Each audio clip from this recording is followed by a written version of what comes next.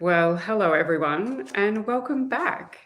I'm your host, Virginia Warren, lawyer and modern shaman, together with two of my lawyer friends, Bill Van Zyverden and Michael Davis, who bring you this monthly live broadcast reviewing the lessons set out in the Way of Mastery. You can read more about us in the description below. We three are here to offer our unique perspective, yet rest assured, in line with the idea that all perspectives are valid. We're not doing this broadcast to tell you how to live your lives, but to play with some ideas that you might also enjoy. For those of you that are unfamiliar with the Way of Mastery series, it's a 3-book set containing 35 lessons said to offer profound and a practical way of living. We're here to discuss whether, in fact, on a deeper study of this material, the lessons offered can deliver humanity greater meaning to our everyday lives. And I think we need that more than ever. Last month, we discussed that each of us effectively have access to perfect peace at all times. We have access to that. Yet, the meaning we give to our lives is subject to how we choose to perceive our reality. So, these are the perceptions that we've personally placed value on, and they can differ from person to person. Today, we're talking about lesson 2. You create your experience, which, in my view, expands upon lesson 1. Bill is going to start our discussion today, so I'll hand it over to Bill to lead our discussion. And I'm asking everyone to please bring your questions and comments, and we'll try to engage with you as we go along. So it's over to you, Bill. All righty. This topic of creating your own reality, I think it's been going around for thousands and thousands of years. It's certainly mentioned in the Bible, it's mentioned in the Vedas, the Upanishads. The whole idea that what you see, what you perceive is not coming to you, but coming from you. Now, that's a really hard concept to understand. So we should probably look at it in terms of, for most people, how you perceive something is your judgment of it. Let's say um, you don't like red cars. Well, there's a reason why you don't like red cars, but without going into detail on why you don't like red cars, every red car you see throws that judgment at you. So you see red cars and that feeling, that judgment comes up. It taints your ability to see the red car as just a car. Now, this goes on with people as well. The other thing that comes up, maybe a little bit higher perspective of it, is if we are all radio receivers and transmitters. And this may be a hard concept to understand, but you're plugged in, right? You're getting power from the wall. And the radio itself has to run off of that power. And the antenna and the transmitters work to receive and transmit everything about you. Now, the things that it picks up are all the thoughts of other people, all of the thoughts that are going on in the universe. It's all vibrations, it's all frequency, it's all information. Now, you pick up the things that resonate with you. So there's no wonder why you think it's your thought, that I have the thought. And this lesson in the Way of Mastery says, whatever information, whatever perception that you allow to lodge within your being, you commune with. And your communication is your way of spreading that message to others and the universe. So let's go back to the car. I see a red car go by. My antenna picked that up. My filters bring up the judgment of seeing the red car. But my transmitter is transmitting that out to everywhere, 24/7, 365, to everything. Anyone who has the ability to read those transmissions will pick that up. And someone might say, oh, you don't like that red car, do you? Well, it may be that they picked up the vibration. It could just be you're closing your eyes, could be you're turning away, could be the gestures that you have. These are all methods of communication, the way we commune with the earth and the reality around us. So are you projecting it? Well, of course. Is everything tangible your projection? Well, That's another level. If everything is just vibration and energy and frequency and nothing is solid, then maybe there's some truth to that. But we really don't need to go that far other than to say that everything that you have named, everything that you have perceived, everything that you understand, you only understand by the meaning that you have given it. So everything that you see is you. You don't see life the way it is, you see it the way you are. It's a great saying. It's a nice thing to do. Now back to the radio. The radio is the coolest part of this. And the coolest part is that your antenna picks up everything. Your transmitter sends out everything. When you make decisions, are you making a decision based on what you're picking up with your antenna? Or are you making decisions based on the power that's coming from the wall, which is God? Your internal power, the reason that you can see, the reason that you can hear, taste, the power of being able to move your body, all comes from God, the great one, the universe. For us, it's a great mystery. So you come to a decision point. Now, lesson 1 talked about choices. Well, of course, your life is the result of all your choices, but where are you getting the information to make those choices? So if you're getting them from your antenna, it's from your ego, which isn't always wrong. The other day it was snowing here in upstate New York, and I needed to go sand the driveway. My ego and my little brain decided I needed to sand the driveway. Well, so it was right, but it's the source of that was the mistake.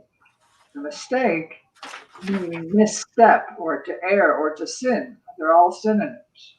The mistake is I took my guidance from my rational mind instead of tuning in, and God, universe, would have fed me the impetus, the instinct, the motivation. Oh, I need to go sand the driveway. It wasn't a thinking process. It was direct. That's the way we want to live. So if you can do it, instead of thinking your way through life, making your choices, choose not your antenna, but choose the power from within. Stop, take a look, go by your motivational, supernatural instincts, metaphysical. You don't need to do the thinking game. It cramps your head, it gives you headaches. So I'd like to start there. I'll hand it over to Mike. I know this is a lot to handle, but take it away. Well, those of you who are watching, you don't even need to read this lesson now after you heard that. You should contact a publisher and tell them this should be added as an appendix at the end of that chapter. What jumps out at me when I read through this is that that notion that we've become through the ego mind separate from the mind of God. So that antenna, Bill, that you're talking about, that's the ego, right? And so that ego begins to think that it's generating the thought rather than receiving it, if your metaphor is correct, and I think it is. And so to really live this chapter as I read it is to do what really New Thought Christianity was founded upon, the late 1800s, and that is merge yourself with the mind of God. It's the notion that all of us, that there's just one mind, and all of us participate in that one mind. And to me, that's just chapter just kind of screams it out. It says, get rid of that ego mind, get over here to this mind, and it suggests that our soul is directly connected to that mind, right? And that our soul doesn't have any trouble understanding any of this. It's that ego mind, that small mind that gets in the way. Let me just read one real quick thing from page 15. Helplessness, hopelessness, despair, anger, and hatred are all symptoms of a fundamental delusion that has occurred within the depth of the mind. It has occurred because there's been a long history of having cultivated the skill of listening to the wrong voice. Boy, I love that. The wrong voice is the voice of ego. It has taught you to judge, to pick, to select what you will be responsible for. the more you move into that consciousness, the harder it seems to ever hope for a chance of transcending the sense of separation, conflict, and lack of peace, right? So it's that we are of two minds. And I don't know anybody personally that's merged with that mind of God, but I know a lot of people that are trying, all right, including me, very poor me. But that's what jumps out at me. I just love that distinction between, the soul's mind, which is directly attached to that of God's, and that antenna, Bill, that you were talking about. So Virginia, make us wiser. Okay, so look, on my reading of this, and it does extend from lesson 1, the way I see it, but it has 2 parts to it. I don't think being unified information, all of the lessons are unified in any event, but I think we're drawing out little foundations. And the beginning one, the quote that I liked firstly is, your very existence is nothing more than a feedback loop or feedback mechanism, so that you can witness the effects of the choices you are making in the very deep depth of your mind. And to me, that simply means we are here for the experience of it only. We are just here for an experience. So from that point of view, nothing has a meaning at all. And I do like the first few words in that quote, which say, your very sense of existence is nothing. But because you have, we color everything, as Bill was saying, the red car, with what your preferences are. Now, you can either prefer an experience, or not prefer it, or you can absolutely reject an experience. And I feel that is where our society has rather than go through these experiences, I don't want to feel sick, or I don't want to break my arm, or I don't want to ride in that red car. They're little choices or preferences. They don't spark a big rejection notion within the human. When it sparks a rejection, we need to ask ourselves the question, why? There's another little quote in this book that goes on to say, if you bake a cake and it turns out very well, you will say, I did that. But if you bake a cake and it turns out badly, you'll say, it must have been the flour or the temperature of the oven. I couldn't do something like that. It's got to be someone else's fault, in other words. And that's where our society has gone a little bit off track. And this is really very, very instructive. From a very simple point of view, we are judging everything all the time. We are judgmental beings. We're not just sitting here saying, oh, wow, would you look at that experience happen to me right now? Rather, we're saying, wow, that's bad, or that's good. And saying, in the cake example, rather than like, okay, that's a creation. And this is what this book is trying to say to us, that we have mastered life if we come from the point of view that everything we do is simply a creation. There is no judgment upon it. We have just created that. Look at that cake. It's a flat cake. Look at me, I made a flat cake. And that's a good thing. I don't know if you can hear all that noise out there. I hope not too much anyway. There's a little bit of cleaning up. We've had a bit of storm around here, and that's not a judgment. It's just how interesting all this noise is going on. But that's the whole point, is we sit in judgment of all our creations rather than our experience it's a feedback loop. We are taking a step and something will happen, and it's feedback. I like to say it's choice and outcome. There's no failure. And in this book, it says there is no possible way of failure. And I love that when we can explain to everybody, you cannot fail at anything. So stop blaming, stop trying to say that I'm judging my own creations all the time. This is what we're effectively doing. When we don't like our own creation, we're going ahead and saying, oh, I better blame someone else for that, because I couldn't have possibly do that. I won't get loved if I made a bad creation. But guess what? You don't ever make a bad creation. There's no such thing. So the idea then they go on to say too is that the words ought, should, and must should be written down on a piece of paper and set on fire. And I really like that. If we watch our language and say to ourselves, There is no should. I need do nothing is what the second part of this lesson really emphasizes. There is nothing I need to do. I can just be. Of course, the ego jumps up and says, hang on a minute, you've got to go to work and you've got to do this, you've got to do that, you've got to do the other thing. And these are all the expectations of in the frequency and the collective, that you must behave a certain way within society. However, who said I have to do anything but just be what I want to be? And I think with the present circumstances on the planet, we are all being broken apart a little bit away from the collective and thinking, hang on a minute, I've been getting up and doing my 9 to 5 and going into the office because someone expected I should. Now they've stopped that. Oh, actually, I might be able to draw a picture instead, which sounds a little bit like my life at the moment. And I'm really thoroughly enjoying it. And I don't know where that leads, but it's just following what makes what I find as a preference. And I like to say it like that, as a preference. I prefer this. So then with the red car, you've got a red car and maybe a blue car. Well, I don't prefer a red car. Someone else does that. I'll prefer the blue car, rather than saying society expects me not to prefer the red car. And me resonating, tuning into that idea. Who said? If there's a general resonance, and I believe it's a fundamental one that's based in fear that we resonate with. So the idea that you can say, I need do nothing, will spark within you great fear. And this is what this lesson is also teaching. Just sit with that fear. Why?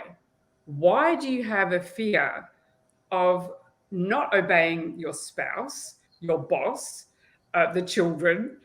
And so many people do. We're out there to please and build fulfill expectations of others. Guess what? You'll always be disappointed because everyone has a different point of view. You cannot please anyone. It's physically impossible. And you don't actually know what pleases them. You cannot step into someone else's mind and say, oh, this makes you happy. Yeah, you might do something nice for someone. That's beautiful. And that's a whole different ball game. But living from the point of view that you are there to please others. And I've even seen it now with society saying you need to do certain things in public to keep someone else safe. Guess what? You have no obligation to anybody else. That said, however, when your consciousness is a little bit higher, you do look toward the highest good of all, but you are the one. You sit from your perspective first. How does this make me feel? Am I doing something out of fear? Or am I doing it for the highest good of all? Firstly is me. How do I feel about it? And that because you are fundamentally loved. This book tells us that we are aligned with the source of all that is, the great intelligence. We are plugged into the wall of intelligence. When you're plugged in there, guess what? You feel good. So you know the difference between what you are rejecting in life or being guided by your preferences is, this is a pretty big topic actually, so I won't go there, but your expectation, if you're living a life to try and please others, the shoulds, the oughts, the musts, they're rules. And they're rules of somebody else's rather than, I'd just like to get up today, make myself a cup of tea and draw a picture. How does that feel? That might feel good to you in that moment. So this is what I'm saying the lesson is about today, is about, firstly, we are here just for an experience. So have them all and sit with every experience you're having, because as soon as you try and reject one, you're saying, that's bad. You're putting a judgment on it. No, nothing is bad or good. There's no failure. You're just here for the experience of it. And then not to live up to the expectations of others. So that there's no shoulds, there's no rules. And this is something, the legal system, and I hark it back to the legal system because I feel it underpins everything on the planet, is that there have been rules created that we must follow. It's a parent. Why are we still needing a parent to tell us what to do when we're aligning with our natural source of love? We know the direction to travel in, and it is from a high place. So right action. I don't like to use right or wrong either. I'm just using it as an example of a word to give people an understanding. right action comes naturally. It's a loving response. It comes from love. You don't have any agenda when you're making decisions from that place. And yeah, so that's what I think today's lesson is about. And fundamentally, across the board of this, and it's a lot of work. But I like, Bill and I were talking earlier, and there's an exercise in this book about, just doing something simple. When you're doing the mundane thing, it's actually dive in, live your life in every moment. Even if you can just carve out 5 minutes and just say, right, I'm going to brush my teeth now. I'm going to live the life of teeth brushing, and it's going to be amazing. I'm going to brush my teeth like no one's done it before, and I'm going to be in that moment, because that is called living. We're always living ahead of time or behind, somewhere in the past. So that's my view of that. I think we're all fairly aligned. Yeah, I'd like to go back to the I need do nothing. And something else that this lesson brings up is that the reason that you need do nothing is because you don't need anything. You are whole, you are complete, you are loved, lovable, loving. You are all those things. You don't need anything to make yourself whole. So you don't need to attach yourself to anything or bring something onto you. Your name, your astrology, your numerology, your parents, your occupation, all the things that we have stuck with post-it notes to us to give us character, to make us an individual. I am all these things. Well, no, you're not. And you don't need any of those things. And then when you need something, you are also telling yourself you are incomplete. And when you're incomplete psychologically, you're depressed. I'm not whole. There's something wrong with me. That starts very, very early on. Saying there's something wrong, it brings up guilt and depression. And we all have many depressing episodes every day. Every day, there's something that you need to do. And that statement, the other thing that this lesson really is great, is when you decree something in your statement, your words mean everything. Your body believes everything that you say. So you make a decree to the universe. I need to go to work. Now, that may be true from the little brain's perspective, but the statement I need says I am not enough. I'm not complete. And it doesn't matter what follows that. The other thing that you'll find in this lesson and others is the I am statement. It is also a decree. I am love. Perfect. I am Bill. Well, maybe not so perfect. It's a little discordant because that may be true, again, from the ego's, little brain's perspective, but it's a character that I don't need to complete the spirit of who I am. Okay, back to names, back to anything that you attach to yourself. I'm a lawyer. Well, that's a little discordant. It's not correct in that I am, anything that follows I am is your decree, your statement. So as a practice, I think it's really important to watch what you say to yourself, because you believe everything that you say. You may not believe everything that other people say, but there's no filter when you say it to yourself. I need, okay, I'm incomplete. I am, and then fill in the blank.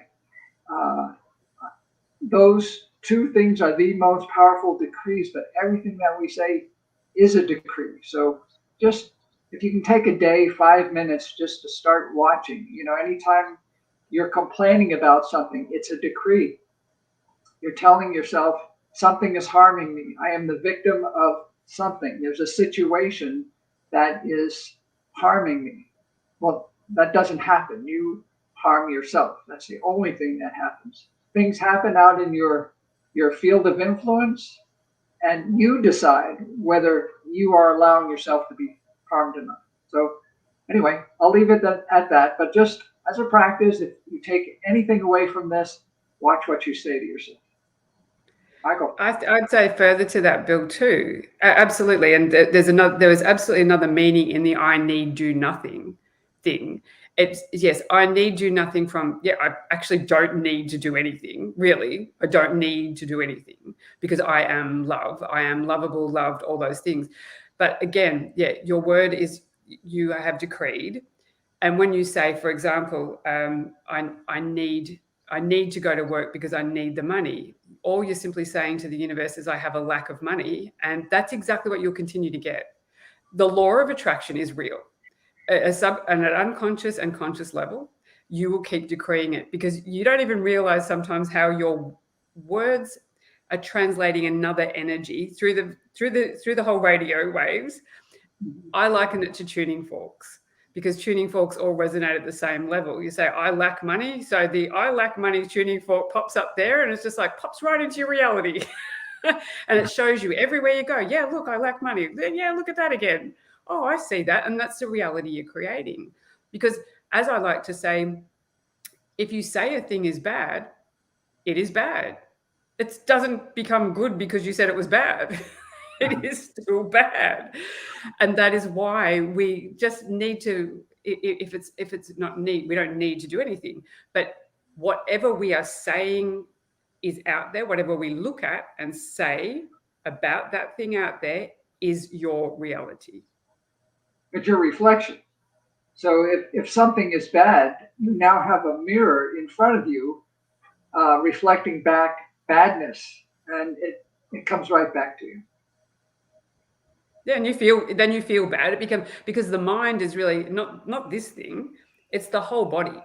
It's how the whole body feels, and you go, oh, yuck, and it's just like then it raises that feeling, and it reminds you in your intellect that, oh yeah, that's a bad feeling, and it feels bad. So it does a little loop for you just to reaffirm, yeah, this pattern is pretty bad, and I've just seen it, I believe it, it's true. And unless I shift to say, how can I see the good in this? And I know that's really difficult for people sometimes, and there are little tools you can use to slow that momentum of bad down, and to sit in a place of acceptance. Oh, because this is what this lesson also came to, is just accept all it is.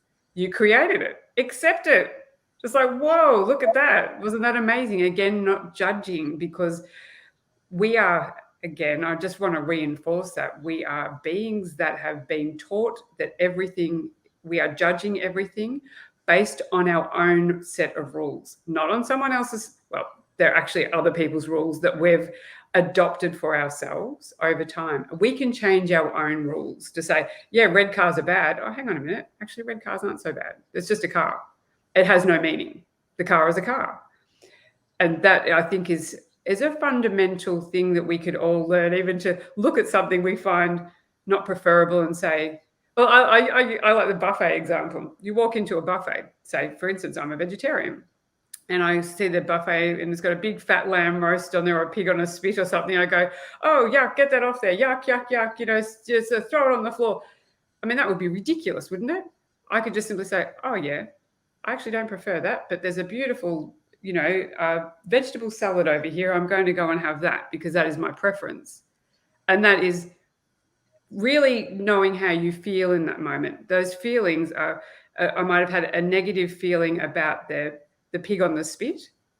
But if I said to anyone, get that out of my sight, reject, that is for me saying that is unacceptable. But guess what? It's totally acceptable.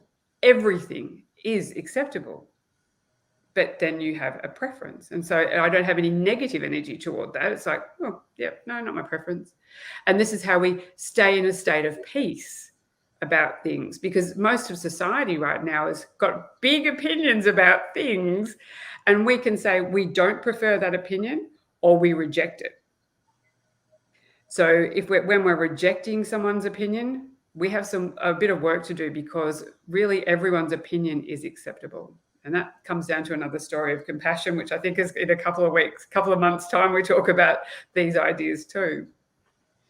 Well, I'll tell you, Virginia, after I retired, it took me 6 months to really believe that I need do nothing. And I have reached that point, and I recommend it to everyone. I want to go back to that quote that you had, Virginia. I'll just read it again. Take the words ought, should, must, and have to, and write them on a piece of paper, then light a match. Right? Now, but look at those words: ought, should, must, and have to. Right? It's what the three of us have done our entire professional careers, right? It's the legal system, perhaps the most non-spiritual system on the planet. And you can't find a spiritual treatise that suggests that judgment and punishment and the whole way this system works is good or valuable or a correct way of loving our neighbor, right? And so I'm going to go out and do that tonight. I'm going to write these damn words down: ought, should, must, and have to. And then I'm going to light them up to a match. I'm going to do it tonight, as long as the snow doesn't keep me from going outside. It shouldn't. The only thing we have to watch out for is judging anything, good or bad. Now, I was going to bring this up in a later lesson, but we are all within cycles, and the cycles are a spiral. And you really can't jump planes. You can't jump yourself to a higher spiral revolution. You really have to learn and be before you can go on to the next one. One of the things about the legal profession, yes, it's full of judgment. It's full of blame and punishment, but that is where we're at. Accept it. Accept it. Learn from it.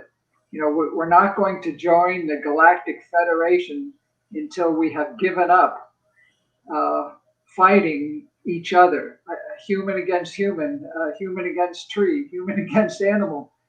When you give up harming another anything, then you can join the Galactic Federation. We are here isolated on this little planet in order to learn this judgment spiral, and each of us are coming out of it slowly. Even what's going on in our environment right now is full of judgment. It's full of decrees from artificial sources like news media and people with MD after their name.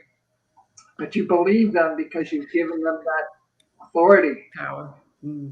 Within. There is the only authority. When you go there, when you go to the power source of that radio, tune down the frequencies of both your receiving antenna and your transmitter, and you'll connect back up to your power source. That's where it's at.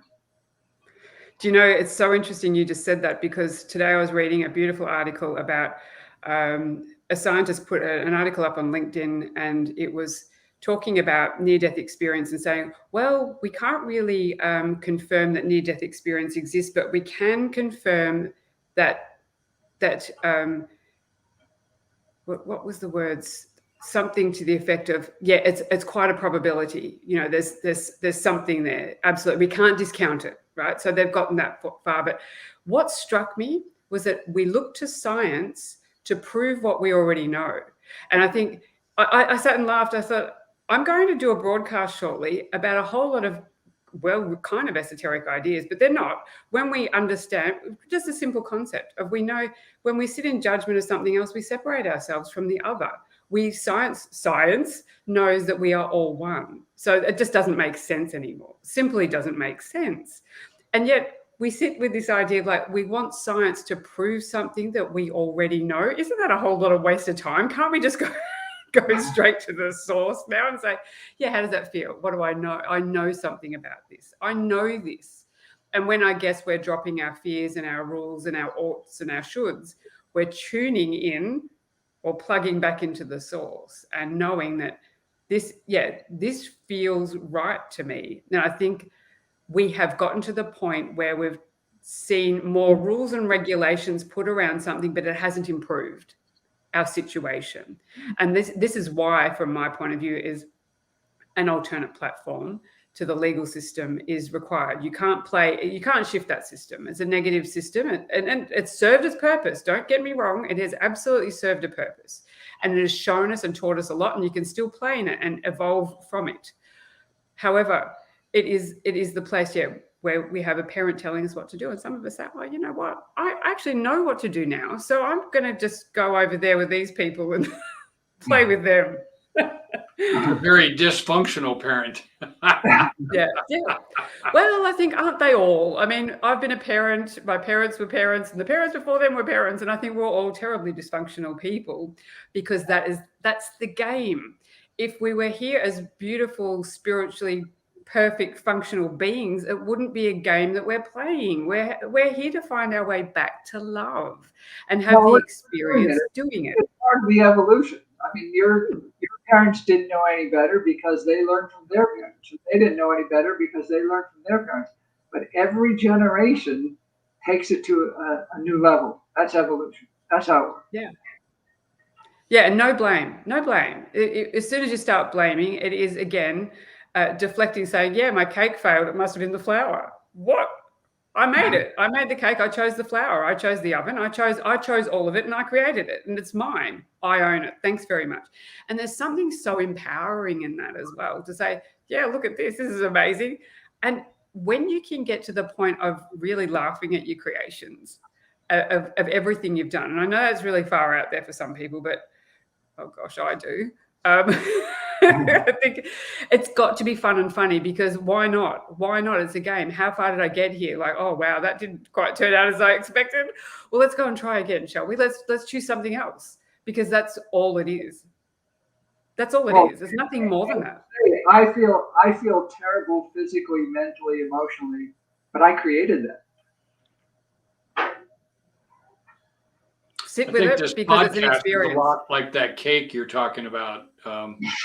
If it goes well, I mean, it's because of me and Bill. But if it goes poorly, I mean, Virginia, come on. It seems like that's the only way to see this. But I mean, both of you hit it right on the nail the whole way through here today, right? I mean, every judgment we make, whether something's good or even if something's bad, that's tapping into that ego mind, right? That's tapping into that antenna. That's tapping into that sense of seeing the world, mirrored by our own inside rather than mirrored by our soulful connection with source. And we get trapped in that good and bad because we make that judgment multiple times a second, probably every day. And judgment, of course, when I judge something, it might conflict with how you're judging something, and that's why we've got conflict.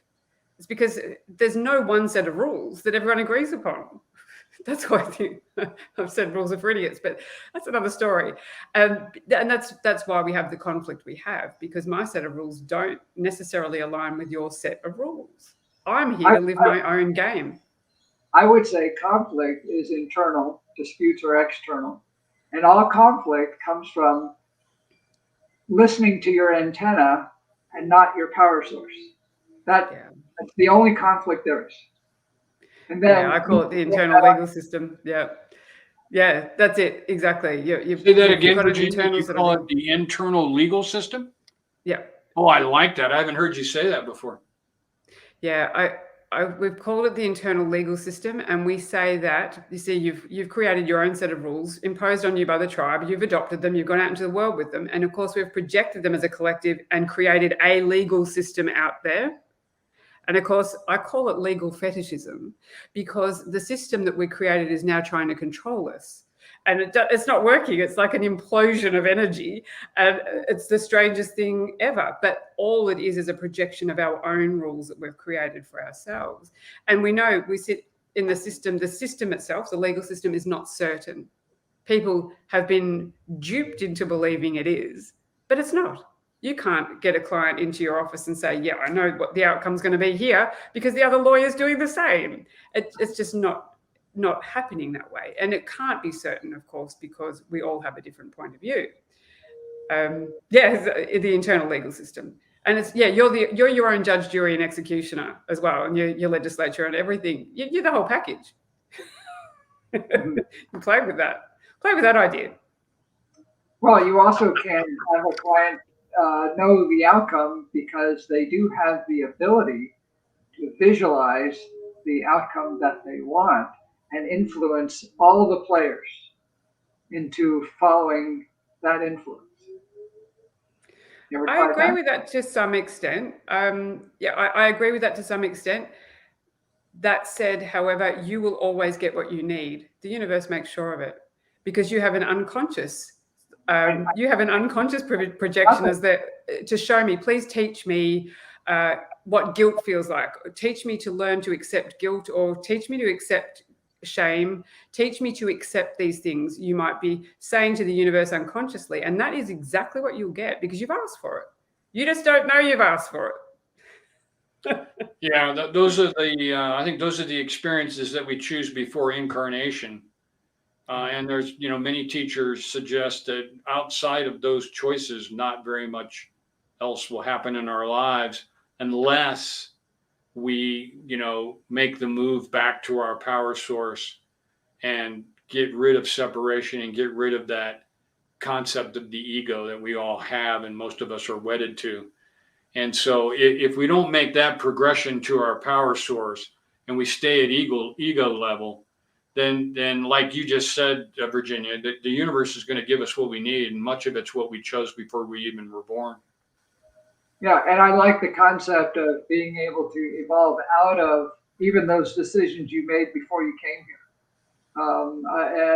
A famous astrologer told me once that you may have been born under the sign of Aquarius, but you're not stuck with those influences. I'm in Capricorn, so that's the way I see things anyway.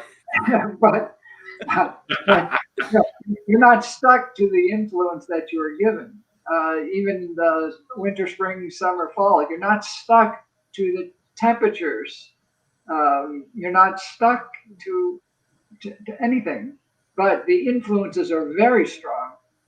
We did choose a lot of those. We chose a lot of those as a group.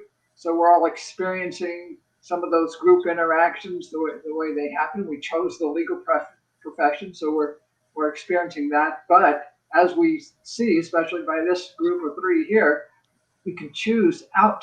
You can opt out. That's important. Yeah, absolutely. Well, I think we're pretty much summarized, unless either of you have something more to add to this lesson this week. Were there any questions that came from outside? There's no questions this week. We've had a couple of people viewing, but we've got no questions. And of course, people can always ask questions later because we do monitor the media. So, and for next week, of course, I don't even know what our next month. I'm not sure what the lesson is. Can you see I there, do. Mike? I do too. Okay, tell me.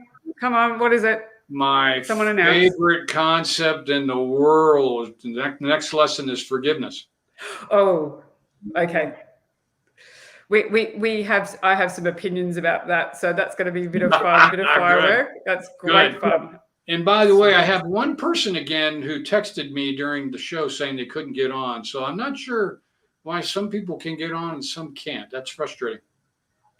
Yeah, well, always those that are meant to see it, when they're meant to see it, will see it. Yes. It's a divine intervention, divine order. In fact, I was looking at chaos theory the other day, and whilst everything looks chaotic, it's in perfect order at all times. And that's what you just trust. Like, I need do nothing. It's all organized. I live my life by that concept, which is fun. So, well, thank you, everybody, for tuning in today. We're so excited to talk about these topics, and we will see you next month on forgiveness, and I cannot wait for that one. Take care of you all, and see you next month. Goodbye, everybody. Bye-bye.